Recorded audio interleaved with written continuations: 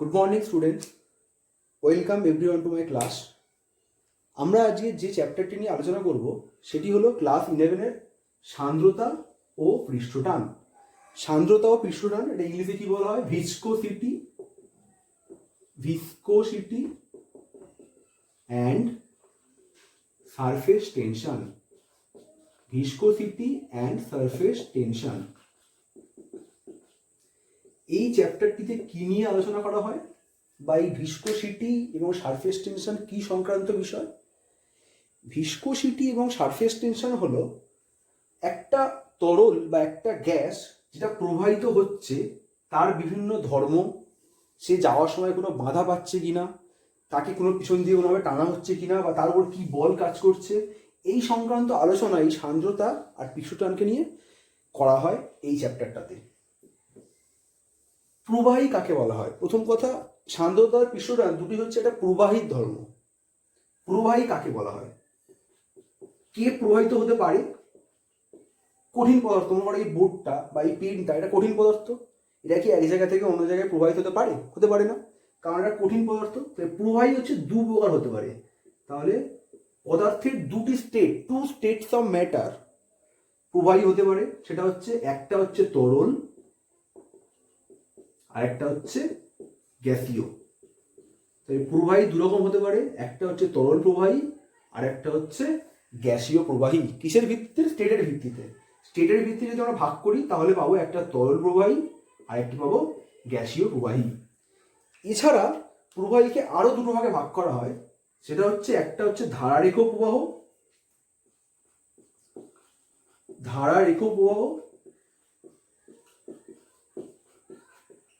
আর একটা হচ্ছে অশান্ত প্রবাহ।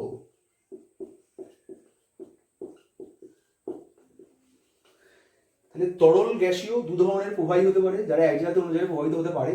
এবং এই তরল গ্যাসীয় দু ধরনের প্রবাহীকেই আমরা দুটো ভাগে ভাগ করতে পারি। একটা হচ্ছে ধারারেখ প্রবাহ আর একটা হচ্ছে অশান্ত প্রবাহ।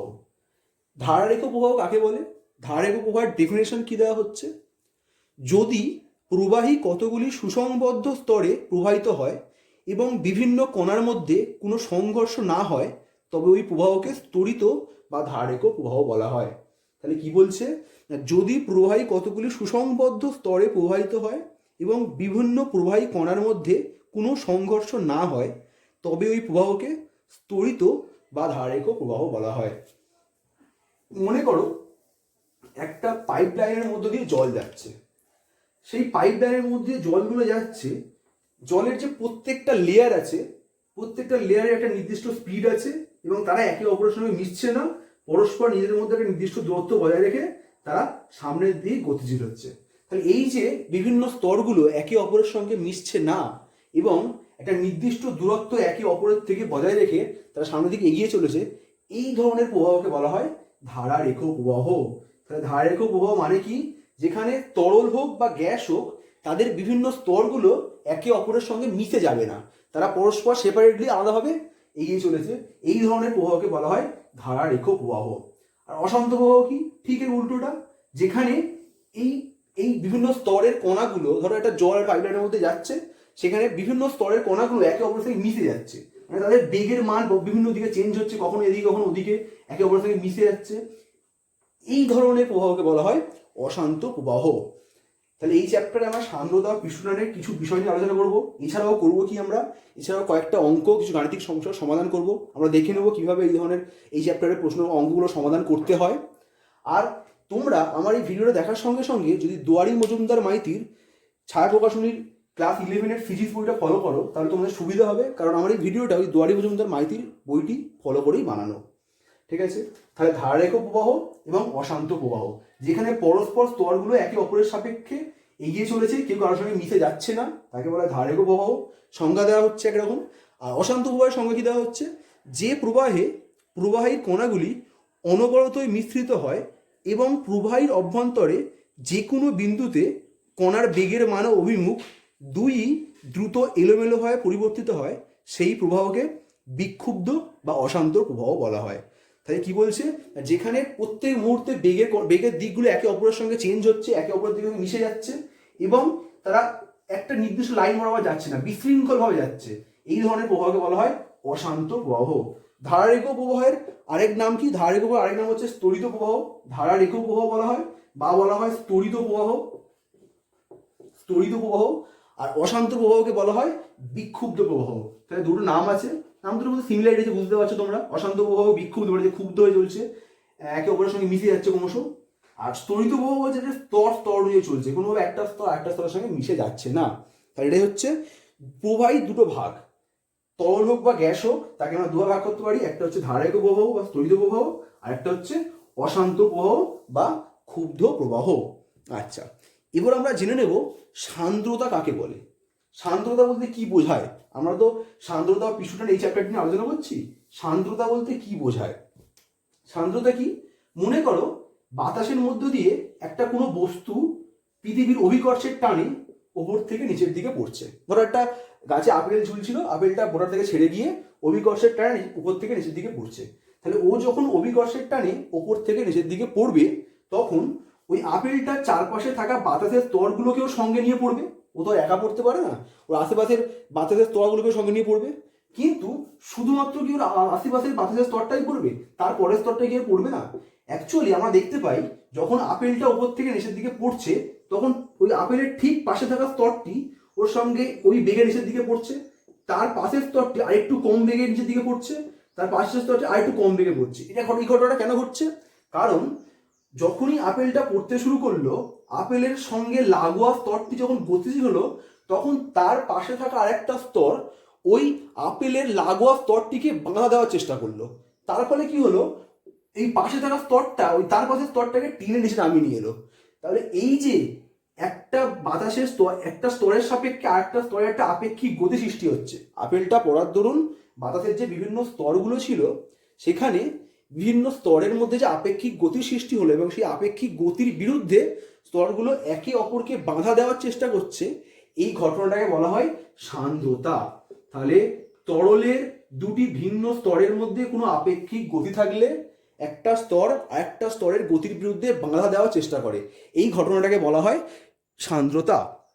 সান্দ্রতা কি সংজ্ঞা দেওয়া আছে দেখো, যে ধর্মের জন্য তরল তার বিভিন্ন স্তরের আপেক্ষিক গতির বিরুদ্ধে বাধা সৃষ্টি করে তাকে তরলের সান্দ্রতা বলা হয়। যে ধর্মের জন্য তরল তার বিভিন্ন স্তরের আপেক্ষিক গতির বিরুদ্ধে বাধা সৃষ্টি করে তাকে তরলের সান্দ্রতা বলা হয়। সান্দ্রতা কি? একটা তল একটা তলের সাপেক্ষে গতিশীল হচ্ছে, তখন একটা তল অপরকে বাধা দিচ্ছে, এটাকে বলা হয় সান্দ্রতা। ঠিক একই কনসেপ্ট আমরা কোথায় পাই? যখন একটা তল অন্য কোনো তলের উপর থেকে গতিশীল হয়। ধরো কঠিনের ক্ষেত্রে আমরা মাটির উপর দিয়ে হেঁটে যাচ্ছি, আমাদের পায়ের তলটা মাটির উপর পড়লো, তাহলে পায়ের তলটা যখন মাটির উপরে পড়লো, তখন পায়ের তলটা মাটির উপরে যখন গতিশীল হয়, তখন মাটি আমাদের বাধা দেয় উল্টো দিকে, যেটাকে কি বলা হয়? ঘর্ষণ। তাহলে ঘর্ষণের ক্ষেত্রে কি হয়? যখন দুটো কঠিন তল, ঘর্ষণ কি? যখন দুটো কঠিন তল, দুটো কঠিন, একটা কঠিনের সঙ্গে আরেকটা কঠিন, দুটো কঠিন তল একে অপরের সাপেক্ষে গতিশীল হওয়ার চেষ্টা করে, তখন একটা তল অপর একটা তলকে বাধা দেয়, এটাকে বলা হয় ঘর্ষণ বল। আর সান্দ্র বল কি? না, সান্দ্রতা কি? যখন তরলের দুটো স্তর একে অপরের সাপেক্ষে গতিশীল হওয়ার চেষ্টা করে, তখন তাকে বলা হয় সান্দ্রতা বল। তাহলে আমরা দেখতে পাচ্ছি সিমিলারিটি আছে, ঘর্ষণ বল আর সান্দ্রতা বলের মধ্যে একটা সিমিলারিটি আছে। কিরকম সিমিলারিটি? এখানেও গতির বিরুদ্ধে বাধা সৃষ্টি করছে, এখানেও গতির বিরুদ্ধে বাধা সৃষ্টি করছে। এই কারণে সান্দ্রতাকে বলা হয় তরলের অভ্যন্তরীণ ঘর্ষণ। তাহলে সান্দ্রতাকে কি বলা হয়? তরলের অভ্যন্তরীণ ঘর্ষণ। সান্দ্রতা হচ্ছে তরলের অভ্যন্তরীণ ঘর্ষণ।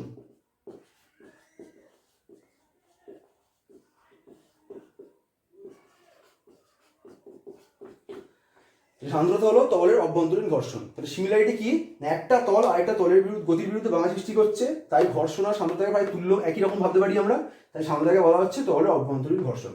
তাহলে কি সান্দ্রতা আর ঘর্ষণের মধ্যে কোনো ডিফারেন্স নেই? হ্যাঁ, ডিফারেন্স আছে। কি ডিফারেন্স আছে আমরা জেনে নিতে হবে। সান্দ্রতা ও ঘর্ষণের মধ্যে ডিফারেন্স হলো, সান্দ্রতা কিন্তু ক্ষেত্রফলের উপর নির্ভর করে, ঘর্ষণ কিন্তু ক্ষেত্রফলের উপর নির্ভর করে না। আমাদের মনে রাখতে হবে, সান্দ্রতাকে পরীক্ষায় কোশ্চেন আসতে পারে, সান্দ্রতাকে তরলের অভ্যন্তরীণ ঘর্ষণ বলা হয় কেন, সেটা লিখবো আমরা। যখন বললাম উত্তরটা বইয়ে আছে, দেখে নেবে। আর সান্দ্রতা ঘর্ষণের মধ্যে পার্থক্যটা কি? সান্দ্রতা তরলের ক্ষেত্রফলের উপর নির্ভরশীল, তলের ক্ষেত্রফলের উপর নির্ভরশীল, কিন্তু ঘর্ষণ তলের ক্ষেত্রফলের উপর নির্ভরশীল নয়। তো ঘর্ষণ তলের ক্ষেত্রফলের উপর নির্ভরশীল নয়। ঠিক সান্দ্রতা সংজ্ঞার নিচে দেখবো এই জিনিসটা বলা আছে, ওখান থেকে দেখে নেবে। এবার একটা জিনিস আমরা চলে যাব, সেটা হচ্ছে গতিবেগ পরিলেখ। কি বলছে? প্রবাহী তরলের কোনো ছেদে তরলের বিভিন্ন স্তরের গতিবেগ ভেক্টরের শেষ বিন্দুগুলি যুক্ত করলে যে রেখা পাওয়া যায় তাকে গতিবেগ পরিলেখ বলা হয়। প্রবাহী তরলের যে কোনো ছেদে তরলের বিভিন্ন স্তরের গতিবেগ ভেক্টরের শেষ বিন্দুগুলি যুক্ত করলে যে রেখা পাওয়া যায় তাকে বলা হয় গতিবেগ পরিলেখ। তাহলে তরলের এই ধর একটা তরলের প্রবাহ, একটা পাইপ লাইনের মধ্য দিয়ে জল যাচ্ছে, তার একটা স্তরের বিভিন্ন কণাগুলোর একদম শেষ বিন্দুটাকে নিয়ে আমরা একটা লাইন টানলাম, মানে ওই গতিবেগ ভেক্টরের শেষ বিন্দুটাকে নিয়ে আমরা একটা লাইন ড্র করলাম। কিরকম পাচ্ছি? লাইন এরকম পাচ্ছি। যদি আমি এগুলোকে সব মুছে দিই, শুধু লাইনটাকে রাখি, তাহলে এই যে এই স্তরটার শেষ বিন্দুগুলোকে নিয়ে যে লাইনটা ড্র করলাম, সেই যে লাইনটা পেলাম, এটাকে বলা হচ্ছে গতিবেগ পরিলেখ। এটাকে বলা হচ্ছে গতিবেগ পরিলেখ। গতিবেগ পরিলেখ দুরকম তরলের ক্ষেত্রে দুরকম হতে পারে। কিরকম দুরকম তরল? একটা হচ্ছে সান্দ্র তরল আর একটা হচ্ছে অসান্দ্র তরল। সান্দ্র তরলের ক্ষেত্রে কি হয় আর অসান্দ্র তরলের ক্ষেত্রে কি হয়? আচ্ছা, সান্দ্র তরল কাকে বলে আর অসান্দ্র তরল কাকে বলে জানতে হবে আমাদের আগে। সান্দ্র তরল এবং অসান্দ্র তরল। সান্দ্র তরল কাকে বলে আর অসান্দ্র তরল কাকে বলে? আচ্ছা, সান্দ্রতা কাকে বলে না, একটা স্তরের সাপেক্ষে যখন আরেকটা স্তর গতিশীল হচ্ছে, তার আপেক্ষিক গতির বিরুদ্ধে বাধা প্রয়োগ করছে, তাকে বলা হয় সান্দ্রতা। তার মানে সান্দ্র তরল মিনস যেখানে সান্দ্রতা বল কাজ করবে। তাহলে সান্দ্র তরল মিন যেখানে সান্দ্রতা বল কাজ করবে, মানে একটা স্তর যদি কোনোভাবে গতি লাভ করে, তার পাশের স্তর সেই স্তরটাকে থামানোর চেষ্টা করবে। আর অসান্দ্র তরল মানে যেখানে প্রত্যেকটা স্তর একে গতিশীল হলেও কেউ কাউকে কোনো বাধা দেবে না। তাহলে যখন কেউ কাউকে কোনো বাধা দেবে না, তাহলে তখন একটা স্তরের প্রত্যেকটা কোনো একই বিন্দু থাকবে, কেউ বাধা দিয়ে পিছন দিয়ে টানছে না। তাহলে এখানে আমরা যে গতিবেগ পরিলেখটা পাবো, সেটা পাবো একটা সরল রেখা। তাহলে অসান্দ্র তরলের ক্ষেত্রে যে গতিবেগ পরিলেখটা আমরা পাবো, সেটা হচ্ছে একটি সরল রেখা। অসান্দ্র তরল মানে যেখানে সান্দ্র বল কাজ করছে না, আর সান্দ্র তরল মানে যেখানে সান্দ্র বল কাজ করছে। সান্দ্র তরলের ক্ষেত্রে কিরকম হবে? তাহলে প্রথম ধরো একদম মাঝখানের কণাটা এগিয়ে আছে সবচেয়ে, তারপরের কণাটা একটু পিছিয়ে থাকবে, কারণ তার পরের কণা তার পাশের কণাটা ওটাকে টানছে, তার পাশের কণাটা আরেকটু পিছিয়ে থাকবে, তার পাশের কণাটা আরেকটু পিছিয়ে থাকবে, তার পাশের কণাটা আরেকটু পিছিয়ে থাকবে। তাহলে এইরকম ভাবে যে ছবিটা আমরা পাবো এখানটায় দেখতে পাবো, যেখানে একটা অধিবৃত্তাকার ছবি পাচ্ছি। অর্থাৎ সান্দ্র তরলের ক্ষেত্রে গতিবেগ পরিলেখ কিরকম হয়ে যাবে? এটি অধিবৃত্তাকার হয়ে যাবে। তাহলে সান্দ্র তরলের ক্ষেত্রে গতিবেগ পরিলেখ হয়ে যাবে অধিবৃত্তাকার, আর অসান্দ্র তরলের ক্ষেত্রে গতিবেগ পরিলেখ হয়ে যাবে সরল রৈখিক। সান্দ্র তরল যেখানে সান্দ্র বল কাজ করছে, অসান্দ্র তরল যেখানে সান্দ্র বল কাজ করছে না। অসান্দ্র তরলের ক্ষেত্রে গতিবেগ পরিলেখ হচ্ছে সরল রৈখিক। কেন হলো না? এরা কেউ একে অপরকে টানছে না, সবাই ইন্ডিভিজুয়ালি যাচ্ছে, কোনো রকম বিরুদ্ধ বল কাজ করছে না। কারণ অসান্দ্র তরল, এখানে সান্দ্র বল কাজই করছে না আদৌ, তাহলে সরল রৈখিক হয়ে গেল। আর এখানে অধিবৃত্তাকার হলো কারণ এখানে একটা স্তর অপর স্তরের গতির বিরুদ্ধে বাধা সৃষ্টি করছে, তাই এখানে সান্দ্র তরলের ক্ষেত্রে কি হয়ে গেল? এটা অধিবৃত্তাকার, এখানে সান্দ্রতা বল কাজ করছে। তাহলে আমরা গতিবেগ পরিলেখ দুরকম তরলের ক্ষেত্রে কি হয় সেটা জেনে গেলাম। এবার দেখব সান্দ্র বলের মান কি কি বিষয়ের উপর নির্ভর করে। আমরা একটু আগে যখন আলোচনা করছিলাম, সান্দ্রতা আর ঘর্ষণের মধ্যে একটা ডিফারেন্স পেয়েছিলাম। কি ডিফারেন্স পেয়েছিলাম? সান্দ্রতা হচ্ছে ক্ষেত্রফলের উপর নির্ভরশীল, ঘর্ষণ ক্ষেত্রফলের উপরে নির্ভর করে না। তাহলে সান্দ্রতা ক্ষেত্রফলের উপর নির্ভরশীল, তাহলে আমরা বলতে পারি F proportional to A। F proportional to A, মানে সান্দ্রতা ক্ষেত্রফলের উপর, সান্দ্র বল ক্ষেত্রফলের উপর নির্ভরশীল। আর একটা জিনিস হয় F proportional to dV dx। F proportional to dV dx। dV dx কি? গতিবেগের নতিমাত্রা। গতিবেগের নতিমাত্রা বলতে কি বোঝায়? গতিবেগের নতিমাত্রা বলতে কি বোঝায়? গতিবেগের নতিমাত্রা বলতে বোঝায় প্রতি একক দূরত্বে বেগের যে পরিবর্তনটা হচ্ছে তাকে বলা হয় গতিবেগের নতিমাত্রা। তাহলে সান্দ্র বল ক্ষেত্রফলের উপর নির্ভরশীল, সান্দ্র বল গতিবেগের নতিমাত্রার উপর নির্ভরশীল। এবার যদি দুটোকে আমরা একসঙ্গে লিখি তাহলে কি লিখবো? F proportional to A into dV dx। যদি আমরা এই সমানুপাতিক চিহ্নটাকে তুলতে চাই তাহলে কি হবে? F equals to একটা কনস্ট্যান্ট টার্ম আসবে, এখানে যে কনস্ট্যান্টটাকে আনলাম সেটাকে আমরা ইটা বললাম। ইটা কি? ইটা is a Greek letter, eta A dV dx। এই ইটাটাকেই বলা হয় সান্দ্রতাঙ্ক। তাহলে সান্দ্র বল বা ভিসকাস ফোর্স কার কার উপর নির্ভর করছে? সান্দ্র বলের ইংলিশ নাম হচ্ছে ভিসকাস ফোর্স। সান্দ্র বল দুটো জিনিসের উপর নির্ভর করছে, একটা হচ্ছে ক্ষেত্রফলের উপর নির্ভর করছে, আর একটা হচ্ছে গতি বেগের নতিমাত্রা, মানে প্রতি একক দৈর্ঘ্যের পরিবর্তনে কতটা বেগের পরিবর্তন হচ্ছে তার উপরে নির্ভর করছে। ক্ষেত্রফল বাড়লে সান্দ্র বল বাড়বে, গতিবেগের নতিমাত্রা বাড়লে সান্দ্র বল বাড়বে। তাহলে A proportional to A into dv dx. যখন আমরা সমানুপাতিক চিহ্নটাকে তুলে নিচ্ছি তখন কি পাচ্ছি? F equals to eta A dv dx. এই যে ইটা, এটাকে বলা হয় সান্দ্রতাঙ্ক। তাহলে ইটাকে বলা হয় সান্দ্রতাঙ্ক। এখান থেকে আমরা লিখতে পারি eta equals to F by A into dv dx. লিখতে পারি eta equals to F by A into dv dx. এবার যদি আমরা এ আর ডিভি ডিএক্স কে এক করে দিই তাহলে কি হয়ে যাবে? যদি আমরা এ আর ডিভি ডিএক্স কে এক এক করে দিই তাহলে আমরা কি পাবো? এ আর ডিভি ডিএক্স কে এক করে দিলে পাবো ইটা ইকুয়ালস টু এফ। যদি আমরা বলি এ ইকুয়ালস টু 1, মানে ক্ষেত্রফল একক ক্ষেত্রফল, আর গতিবেগের নতিমাত্রাও একক, ডিভি ডিএক্স ইকুয়ালস টু 1, তাহলে আমরা কি পাবো? ইটা ইকুয়ালস টু এফ। এখান থেকে আমরা পেয়ে যাব সান্দ্রতাঙ্কের সংজ্ঞা। সান্দ্রতাঙ্কের কি সংজ্ঞা দেওয়া হচ্ছে দেখো, বলা হচ্ছে যে একক দূরত্বে অবস্থিত দুটি তরল স্তরের মধ্যে একক আপেক্ষিক গতিবেগ বজায় রাখতে প্রতি একক ক্ষেত্রফলে যে পরিমাণ স্পর্শকীয় বল প্রয়োজন সেই বলকেই ওই তরলের সান্দ্রতাঙ্ক বলা হয়। তাহলে একক দূরত্বে অবস্থিত দুটি তরল স্তরের মধ্যে একক আপেক্ষিক গতিবেগ বজায় রাখতে প্রতি একক ক্ষেত্রফলে যে পরিমাণ স্পর্শকীয় বল প্রয়োজন সেই বলকে ওই তরলের সান্দ্রতাঙ্ক বলা হয়। তাহলে একক দূরত্ব দুটি স্তরের মধ্যে একক গতিবেগের নতিমাত্রা বজায় রাখতে যে বলটা লাগছে তাকেই বলা হচ্ছে সান্দ্রতাঙ্ক। সান্দ্রতাঙ্কের সংজ্ঞাটা আমাদের মনে রাখতে হবে, আর এই ফর্মুলাটা মনে রাখতে হবে F equals to eta into a dv dx. এই ফর্মুলা থেকে আমরা কিছুক্ষণ পরে অঙ্ক করবো, এই চ্যাপ্টারে রয়েছে। তাহলে F equals to eta A dv dx. ফিজিক্সের ক্ষেত্রে কিন্তু থিওরির সঙ্গে সঙ্গে প্রবলেম সলভিং কিন্তু একটা গুরুত্বপূর্ণ পার্ট, সুতরাং প্রবলেম সলভ করা কিন্তু আমাদের খুব এক্সপার্ট হতে হবে। তবেই, কারণ এখন এইচএস বা 11-এর কোশ্চেন যেভাবে চেঞ্জ হচ্ছে ক্রমশ, সেখানে কিন্তু প্রবলেম বেসড কোশ্চেন বেশি আসছে, থিওরি থেকে কোশ্চেন আসা ক্রমশ কমে যাচ্ছে, বেশিরভাগটাই প্রবলেম বেসড কোশ্চেন। ঠিক আছে, তাহলে ইটা ইকুয়ালস টু এফ। এবার আমরা জানবো, এবার এই যে ধরো এই যে F equals to eta A dv dx, এই যে সূত্রটা, এই সূত্রটা কে দিয়েছিল? এই সূত্রটা নিউটন দিয়েছিল। তাই এটাকে বলা হয় সান্দ্রতা সংক্রান্ত নিউটনের সূত্র। F equals to eta A dv dx, এটা দিয়েছিল কি? নিউটন। তাহলে এটাকে বলা হয় সান্দ্রতা সংক্রান্ত নিউটনের সূত্র। সান্দ্রতা সংক্রান্ত নিউটনের সূত্র। তাহলে কি আমাদের আশেপাশে সমস্ত যে প্রবাহী দেখতে পাই আমরা, সমস্ত তরল বা সমস্ত গ্যাস, সবাই কি নিউটনের এই সূত্র মেনে চলে? না, তা কিন্তু নয়। তাহলে যে যে প্রবাহীগুলো নিউটনের এই সূত্র মেনে চলে, F equals to eta A dv dx, সেই সমস্ত তরলগুলোকে বলা হয় নিউটনীয় তরল।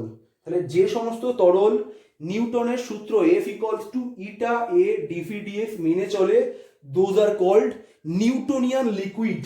তাহলে যারা এটাকে মানছে তাদেরকে বলা হয় Newtonian liquid.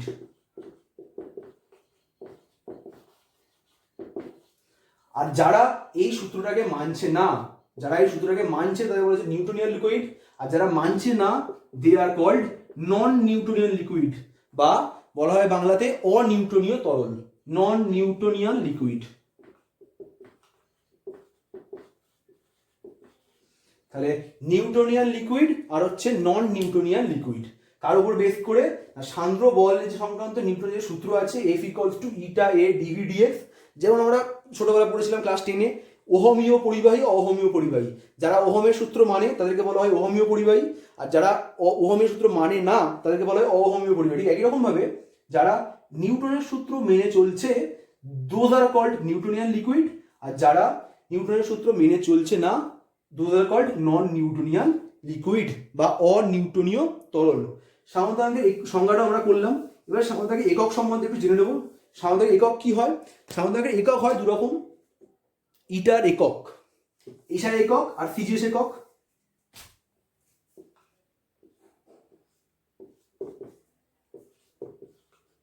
CGS SI. CGS এককটা কি হয়? সিজিএস একক হয় পয়েজ। সিজিএস এককে আমরা বলি গ্রাম সেন্টিমিটার ইনভার্স, গ্রাম সেন্টিমিটার ইনভার্স সেকেন্ড ইনভার্স, বা এক কথায় বলা হয় পয়েজ, POIAC, পয়েজ। ঠিক আছে, বা বলা হয় 1 decapoise equals to 1 decapoise equals to 1 decapoise equals two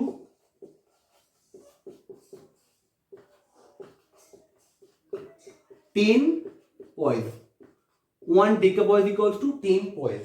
তাহলে ইটার সিজিএস হচ্ছে gram centimetre inverse second inverse, যেটাকে এক কথায় আমরা পয়েজ বলি। একটু বড় ধরনের একক হচ্ছে ডেকাপয়েজ, তার মান কত? 10 পয়েজের সমান। আচ্ছা, এই একক কি? স্বাভাবিক কি হবে? Kilogram metre inverse second inverse. Kilogram metre inverse second inverse, এটা হলো এসআই একক। এটার এই এসআই এককটাকে আমরা যদি বসালে পাই আমরা, দেখা যায় যে 1, এটাকে আরেকটা পাওয়া যায় 1 pascal second. Kilogram metre second convert করে যদি আমরা, তাহলে পাস্কাল সেকেন্ডও পাই। এই 1 পাস্কাল সেকেন্ড ইকুয়ালস টু পাওয়া যায় 10 পয়েজ, বা 1 পাস্কাল সেকেন্ড ইকুয়ালস টু 10 ডেকাপয়েজ, 1 ডেকাপয়েজ। ঠিক আছে, তাহলে 1 পাস্কাল সেকেন্ড ইকুয়ালস টু 10 পয়েজ বা 1 ডেকাপয়েজ।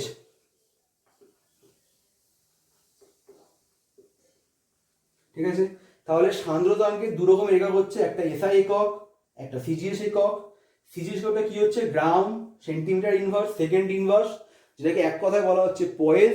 এই পয়েজের থেকে একটু বড় একক হচ্ছে ডেকাপয়েজ। সেই 1 ডেকাপয়েজের মান হচ্ছে 10 পয়েজের সঙ্গে সমান। এসআই একক হচ্ছে kilogram metre inverse second inverse. এই কিলোগ্রাম মিটার ইনভার্স সেকেন্ড ইনভার্সকে আবার পাস্কাল সেকেন্ড দিয়ে এক্সপ্রেস করতে পারি আমরা। 1 পাস্কাল সেকেন্ড বা 1 kilogram metre inverse second inverse equals to 10 poise পাই আমরা। ঠিক আছে, আর 10 পয়েজ মানে 1 ডেকাপয়েজ আমরা জানি।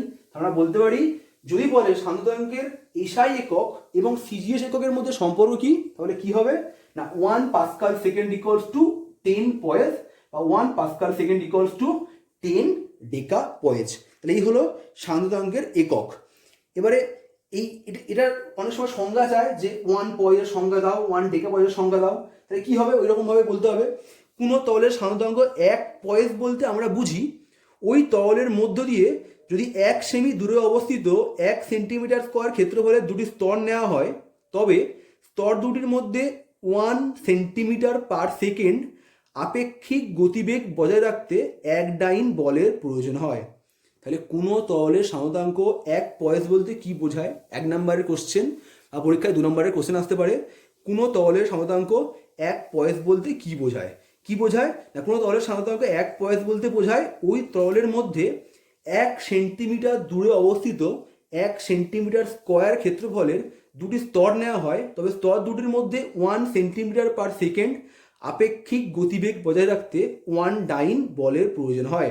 ঠিক আছে, আর যদি বলে 1 পাস্কাল সেকেন্ড মানে এসআই এককটা 1 পাস্কাল সেকেন্ড বলতে কি বুঝি, তাহলে কি হবে না, কোনো দলের সান্দ্রতাঙ্ক 1 পাস্কাল সেকেন্ড বলতে আমরা বুঝি ওই দলের মধ্যে 1 মিটার দূরে অবস্থিত 1 মিটার স্কোয়ার ক্ষেত্রফলে দুটি স্তর নেওয়া হয়, তবে স্তর দুটির মধ্যে 1 মিটার বা সেকেন্ড আপেক্ষিক গতিবেগ বজায় রাখতে 1 নিউটন বলের প্রয়োজন হয়।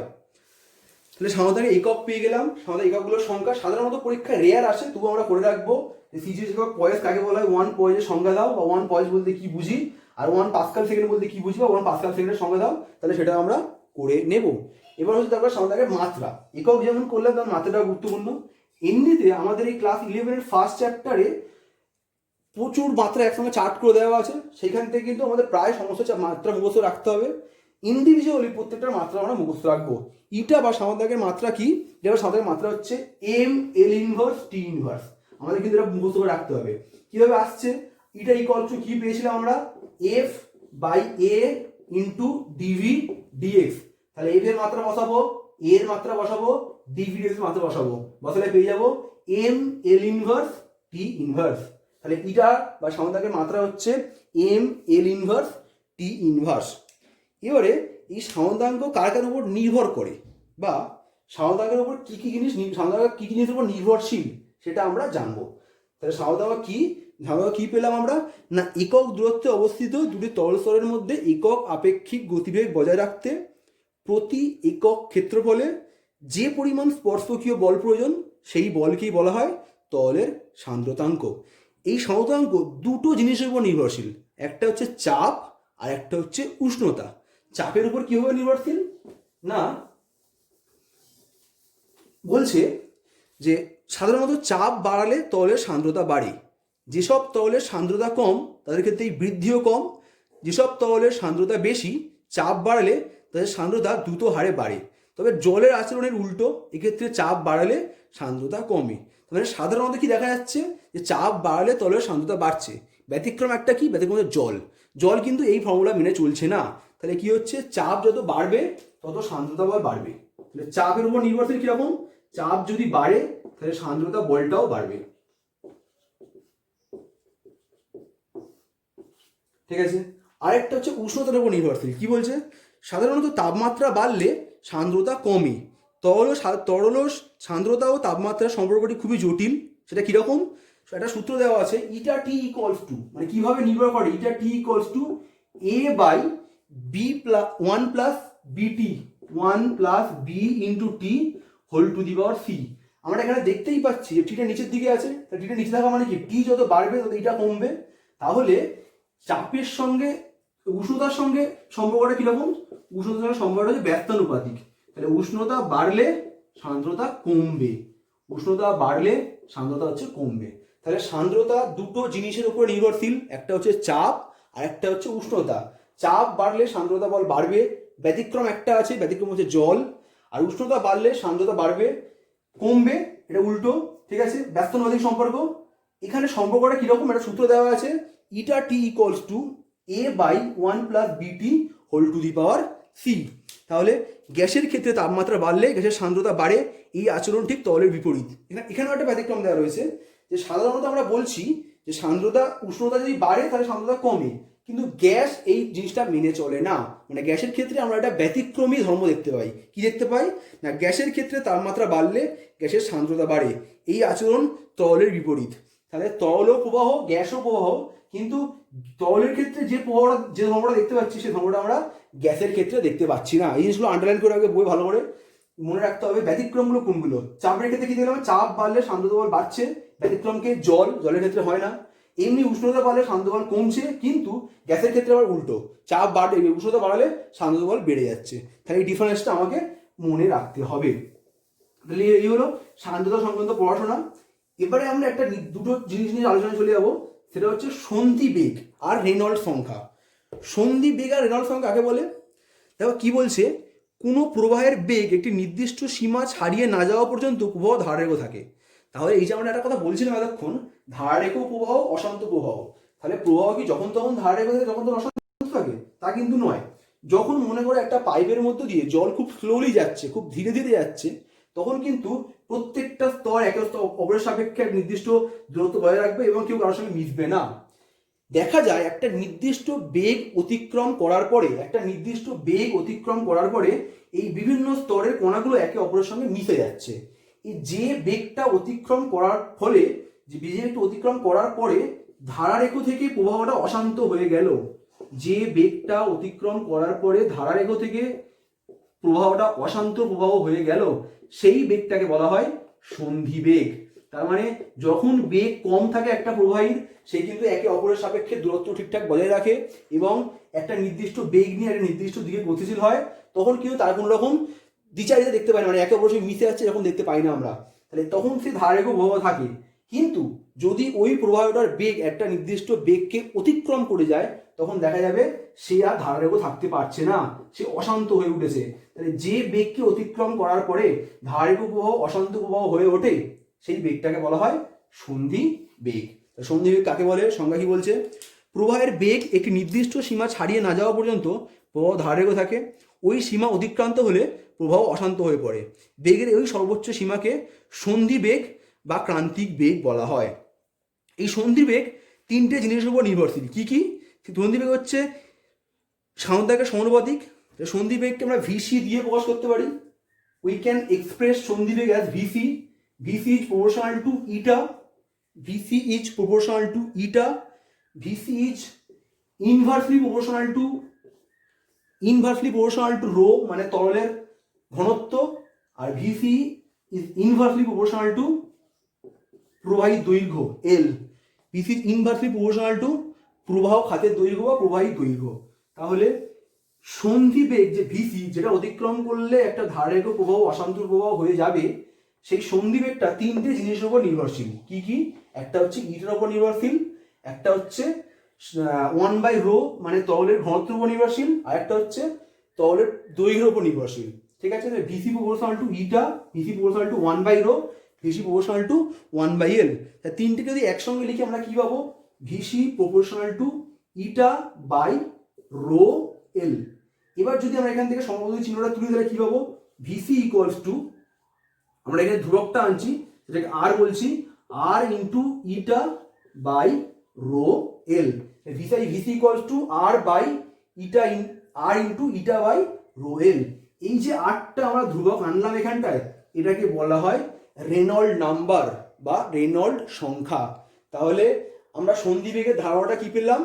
যখন একটা তরল খুব ধীরে ধীরে যাচ্ছে তখন তার প্রত্যেকটা স্তর একে অপরের সাপেক্ষে নর্মাল আছে, কি করার সঙ্গে মিশে যাচ্ছে না, তারা নির্দিষ্ট বেগে নির্দিষ্ট দিকে যাচ্ছে, কি অশান্ত হয়ে ওঠেনি।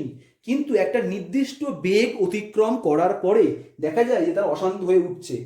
যে নির্দিষ্ট বেগ অতিক্রম করার পরে একটা প্রবাহী বা একটা তরল অশান্ত হয়ে উঠছে, সেই বেগটাকে বলা হয় ক্রিটিক্যাল ভেলোসিটি, বাংলায় বলা হয় সন্ধি বেগ বা ক্রান্তিক বেগ। এই সন্ধি বেগটা তিনটে জিনিসের উপর নির্ভরশীল।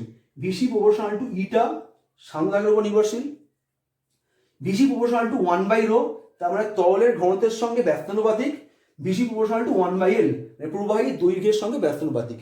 তিনটে যদি আমরা একসঙ্গে লিখি তাহলে কি পাবো? তাহলে পাবো আমরা Vc proportional to eta by rho L, VC equals to R into eta by rho এল।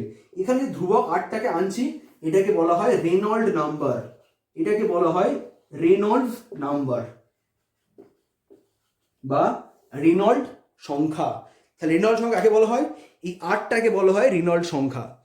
এখান থেকে একটা জিনিস আলোচনা করতে পারি আমরা, কি বলছে, যদি রেনল্ড সংখ্যার মান 2300 অপেক্ষা বেশি হয়, এখান থেকে রেনল্ড সংখ্যা ক্যালকুলেট করতে পারি আমরা।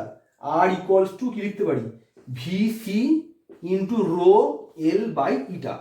কোনো একটা মুহূর্তে তরলের প্রবাহীর বেগ কত, তার ঘনত্ব কত, তার দৈর্ঘ্য কত, আর সামর্থ্য কত, সেটা বসিয়ে আমরা রেনল্ড সংখ্যা করতে পারি, ক্যালকুলেশন করতে পারি। যদি রেনল্ড সংখ্যা ক্যালকুলেশন করে আমরা পাই যে রেনল্ড সংখ্যার মান 2300 অপেক্ষা কম আছে, তাহলে বুঝতে পারবো যে ওই প্রবাহটা ধারারেখ আছে। তার মানে when r is less than 2300, when r is less than 2300 তাহলে প্রবাহটা হচ্ছে ধারারেখ প্রবাহ বা শান্ত প্রবাহ।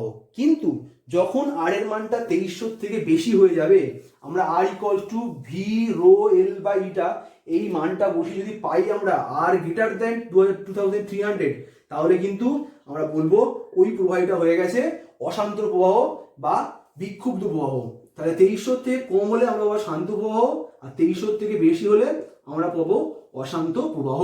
তাহলে রেনল্ড সংখ্যা গুরুত্বটা কথা এইখানটায় কিন্তু, যে কোনো একটা পরিবাহী কোনো একটা প্রবাহের ক্ষেত্রে আমরা তার বেগ, তার ঘনত্ব, প্রবাহীর দৈর্ঘ্য এবং ইটার মান বসিয়ে যদি আরটা ক্যালকুলেট করি, যদি দেখি আরটা 2300 থেকে কম, তাহলে সেটা হচ্ছে শান্ত প্রবাহ বা ধারারেখ প্রবাহ, মানে তখনও প্রবাহটা অশান্ত হয়ে ওঠেনি, তারা একে অপরের সাপেক্ষে নির্দিষ্ট দূরত্ব বজায় রেখে একটা নির্দিষ্ট দিকে গতিশীল আছে। কিন্তু যখন আরটা 2300 থেকে বেশি হয়ে যাবে, তখন সেটা হয়ে যাবে অশান্ত প্রবাহ। আচ্ছা, এই আর এর মাত্রা কি হতে পারে? এই আর এর মাত্রা কিছু, আর এর মাত্রা হচ্ছে 1 হয়, মানে ভি রো এল এটা সবার মাত্রা যদি আমরা বসে দিই তাহলে আমরা পাবো আর এর মাত্রা হচ্ছে 1। তাহলে আর হচ্ছে একটি মাত্রাহীন একক। তাহলে আর কি একটি মাত্রাহীন একক? শর্ট কোশ্চেন দেয়, আর হলো একটি ড্যাশ একক, তাহলে কি হবে? আর হচ্ছে একটা মাত্রাহীন একক। তাহলে রেনল্ড সংখ্যা বা আরই সেটা হচ্ছে একটি মাত্রাহীন একক। তাহলে আরই এর মাত্রা হচ্ছে 1। ঠিক আছে, তাহলে সংজ্ঞা কি দেওয়া আছে দেখো, কোনো প্রবাহের বেগ, প্রবাহকাতের বৈশিষ্ট্যমূলক দৈর্ঘ্য, প্রবাহীর ঘনত্ব ও সান্দ্রতাঙ্ক এই চারটি ভৌত রাশির সমন্বয়ে এমন একটি মাত্রাহীন সংখ্যা R equals to rho L V by eta গঠন করা সম্ভব, যার মান দেখে বলা যায় আলোচ্য প্রবাহটি ধারারেখ না অশান্ত। এই আরই সংখ্যাটিকে রেনল্ড সংখ্যা বলা হয়। রেনল্ড সংখ্যার আমরা সংজ্ঞাটা পেয়ে গেলাম। কি পেলাম না, কোনো প্রবাহের বেগ ভি, প্রবাহকাতের বৈশিষ্ট্যমূলক দৈর্ঘ্য এল, প্রবাহের ঘনত্ব রো ও সান্দ্রতাঙ্ক ইটা, এই চারটি ভৌত রাশির সমন্বয়ে এমন একটি মাত্রাহীন সংখ্যা R equals to rho L V by eta গঠন করা সম্ভব। R equals to rho L V by eta গঠন করা সম্ভব, যেখান থেকে আমরা বলতে পারি যে প্রবাহিত ধারারেখ না প্রবাহিত অশান্ত।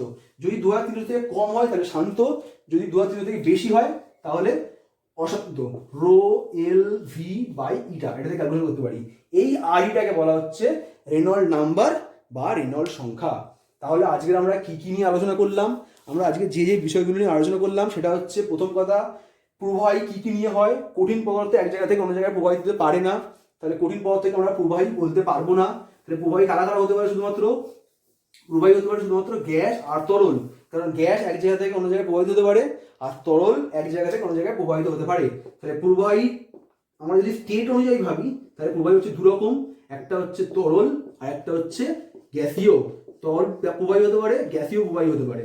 এবার প্রবাহী নেচারের উপর ভিত্তি করে, মানে প্রবাহীটা শান্ত আছে না অশান্ত আছে তার উপর ভিত্তি করে এই দুরকম প্রবাহীকে, তরল হোক বা গ্যাসীয় হোক, আমরা দুভাবে ভাগ করতে পারি। একটা হচ্ছে ধারারেখ প্রবাহ আর একটা হচ্ছে অশান্ত প্রবাহ। ধারারেখ প্রবাহ আর একটা হচ্ছে অশান্ত প্রবাহ। অশান্ত প্রবাহ, ধারারেখ প্রবাহ মানে কি? যেখানে প্রত্যেকটা স্তর একদম নির্দিষ্ট দিকে নির্দিষ্ট হয়ে যাচ্ছে, একে অপরের সঙ্গে মিশে যাচ্ছে না, সেটা বলে ধারারেখ প্রবাহ। আর অশান্ত প্রবাহ কি? যেখানে একটা স্তরের কণা অন্য স্তরের কণার সঙ্গে মিশে যাচ্ছে, কোথাও মিক্সড হচ্ছে, সেটাকে বলা হচ্ছে অশান্ত প্রবাহ। তাহলে ধারারেখ প্রবাহ করলাম, অশান্ত প্রবাহ করলাম, ধারারেখ প্রবাহের সংজ্ঞা করলাম, অশান্ত প্রবাহের সংজ্ঞা করলাম। তারপর সান্দ্রতা সম্বন্ধে জানলাম। সান্দ্রতা কি?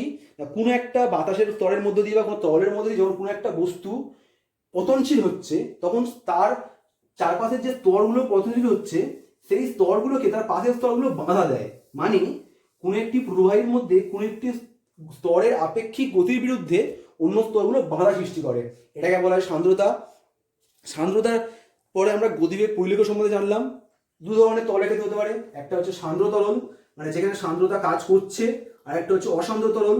সান্দ্র তরলের ক্ষেত্রে কি হয় দেখলাম আমরা। সান্দ্র তরলের ক্ষেত্রে ছবিটা হয় কিরকম না, এটা অধিবৃত্তাকার হয়, কারণ ওখানে একে অপরকে টানছে, তাহলে ওখানে পিছিয়ে পিছিয়ে থাকবে, শুধু মাঝখানেরটা সবচেয়ে বেশি এগিয়ে থাকবে। আর অসান্দ্র তরলের ক্ষেত্রে কি হয়? অসান্দ্র তরলের ক্ষেত্রে হয় এরা পুরো একটা লাইন বরাবর থাকছে, কারণ কেউ কাউকে টানছে না, প্রত্যেকে একটা লাইন বরাবর রয়েছে। তাহলে অসান্দ্র তরলের ক্ষেত্রে গতিবেগ পরিলেখটা এইরকম দেখতে হয়। তাহলে সান্দ্র তরল, অসান্দ্র তরল করলাম। তারপর সান্দ্রতাঙ্কের সংজ্ঞা করলাম। সান্দ্র বলের মান কি নির্ভর করে? F equals to eta A into dv/dx। এই ফর্মুলাটা আমাদের মনে রাখতে হবে, এই ফর্মুলা থেকে আমাদের অঙ্ক করতে হবে। সান্দ্র বলের মান কি? F equals to eta A dv/dx। এটা থেকে আমাদের অঙ্ক করতে হবে। সান্দ্র বল F equals to eta A dv/dx। এখান থেকে সান্দ্রতাঙ্কের সংজ্ঞা পেলাম আমরা। সান্দ্রতাঙ্কের একক পেয়েছি, পয়েস হয়, এটা বড় একক হচ্ছে ডিকা পয়েস। আর এসআই একক হয় কি? Pascal second. 1 pascal second equals to 10 poise বা 1 ডেকা পয়েস। এই ফর্মুলাটাও পেয়ে গেছি আমরা। মাত্রা কি হয়? M L inverse T inverse, M L inverse T inverse, M L inverse T inverse হচ্ছে মাত্রা। এই সান্দ্রতাঙ্ক কার উপর নির্ভর? কি চাপ কার উপর নির্ভর করে? চাপ আর তাপমাত্রার উপরে। চাপ আর তাপমাত্রার উপরে কিভাবে নির্ভর করে আমরা দেখলাম। চাপ বাড়ালে, চাপ যদি বাড়াই আমরা তাহলে কি দেখা যাবে? চাপ বাড়ালে সান্দ্রতা হচ্ছে বাড়ছে। শুধুমাত্র ব্যতিক্রম হচ্ছে জলের ক্ষেত্রে, জল উল্টো করে। আর উষ্ণতার ক্ষেত্রে কি হয়? উষ্ণতার ক্ষেত্রে উষ্ণতা বাড়ালে সান্দ্রতাঙ্ক সান্দ্রতা কমে। কিন্তু ব্যতিক্রম হচ্ছে কি? ব্যতিক্রম হচ্ছে গ্যাস। গ্যাসের ক্ষেত্রে উল্টোটা, গ্যাসের ক্ষেত্রে তাপমাত্রা বাড়ালে বা সান্দ্রতা বাড়ে। ঠিক আছে, তাহলে আমরা সান্দ্রতার সংজ্ঞা পেলাম, সান্দ্রতাঙ্ক পেলাম, সান্দ্রতাঙ্কের মাত্রা পেলাম। সান্দ্রতা কার উপর নির্ভর করে পাচ্ছি? একটা হচ্ছে চাপের উপর, একটা উষ্ণতার উপরে। চাপ বাড়লে সান্দ্রতা বাড়ছে, ব্যতিক্রম জল। উষ্ণতা বাড়লে সান্দ্রতা কমছে, ব্যতিক্রম হচ্ছে গ্যাস। গ্যাসের ক্ষেত্রে উল্টো হয়। এবার আমরা পড়লাম সন্ধি গতিবেগ বা ক্রিটিক্যাল ভেলোসিটি আর হচ্ছে রেনল্ড সংখ্যা নিয়ে। সন্ধি গতিবেগ বা ক্রিটিক্যাল ভেলোসিটি কি না, একটা নির্দিষ্ট বেগ অতিক্রম করার পরে সাধারণত একটা ধারারেখ প্রবাহ অশান্ত প্রবাহে কনভার্ট হয়ে যায়। এই যে নির্দিষ্ট বেগটা অতিক্রম করার পরে কনভার্ট হয়ে যাচ্ছে ধারারেখ প্রবাহ থেকে অশান্ত প্রবাহতে, সেটাকে বলা হয় ক্রিটিক্যাল ভেলোসিটি বা সন্ধি বেগ।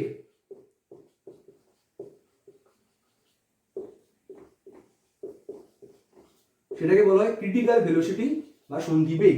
এই ক্রিটিক্যাল ভেলোসিটি কিসের উপর নির্ভর করছে? ভিসি ইকুয়ালস টু আমরা মান পাচ্ছি কি? R E into eta by rho L, eta by রোয়েল।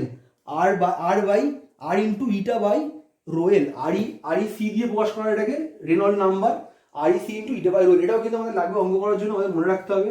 এখান থেকে রেনল্ড সংখ্যার আমরা ধারণা পাচ্ছি, কি ধারণা পাচ্ছি বা রেনল্ড সংখ্যার কি একটা কনসেপ্ট পাচ্ছি, যে REC সমান আমরা কি লিখতে পারি, REC সমান রো LV বাই ইটা। তাহলে কোনো একটা মুহূর্তে কোনো তরলের ঘনত্ব, প্রবাহকাতের বৈশিষ্ট্যমূলক দৈর্ঘ্য এবং বেগ ভি এবং তার সমানুপাতিক ইটা যদি জেনে যাই, সেখান থেকে আমরা আরির মানটা বের করলাম। বের করে যদি পাই আরির মানটা লেস দ্যান 2300 হয়েছে, মানে 2300 থেকে কম হয়েছে, তাহলে সেই প্রবাহটা হবে ধারেক প্রবাহ। আর যদি 2300 থেকে বেশি হয় তাহলে সেটা হবে অশান্ত প্রবাহ। তার মানে রেনল্ড সংখ্যা থেকে আমরা একটা প্রবাহ, রেনল্ড সংখ্যা নির্ণয় করে একটা প্রবাহ ধারেক প্রবাহ না একটা প্রবাহ অশান্ত প্রবাহ, সেটা আমরা আলোচনা করতে পারি বা বলতে পারি। রেনল্ড সংখ্যার মাত্রা কি হতে পারে, যদি আমরা বসিয়ে দিই রো LV এটার মাত্রা, সেখান থেকে পেয়ে যাবো হচ্ছে রেনল্ড সংখ্যার মাত্রা হচ্ছে 1। আর রেনল্ড সংখ্যার সংজ্ঞা আমরা পেয়ে গেছি এখান থেকে। এই 4টে জিনিসের উপর নির্ভর করে যে রেনল্ড সংখ্যা পাচ্ছি, সেখান থেকে বলতে পারি কোনো একটা প্রবাহের ধারারেখন অশান্ত, এটাকেই বলা হয় রেনল্ড সংখ্যা। তাহলে আমরা এই আজকের চ্যাপ্টারে এইটুকু বিষয় নিয়ে আলোচনা করলাম। এর পরের দিন এই যেটুকু বিষয় আলোচনা করবো সেখানে কিছু অঙ্ক করবো এবং চ্যাপ্টারের বাকি ফার্দার বিষয়গুলো নিয়ে আলোচনা করবো। Thank you.